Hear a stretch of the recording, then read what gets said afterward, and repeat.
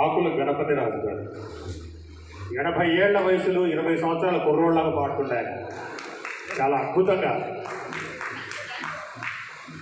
భక్త రామదాసు కళావేదిక మీద దాదాపుగా ఎన్ని కచేరీలు జరిగితే అన్ని కచేరీల్లో కూడా ఆయన గాత్రం మనందరికీ వినపడుతూ ఉంటుంది.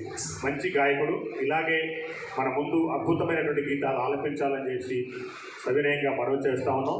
గణపతిరాజు గారు ఈరోజు ఆయన సన్మాన గ్రహీత.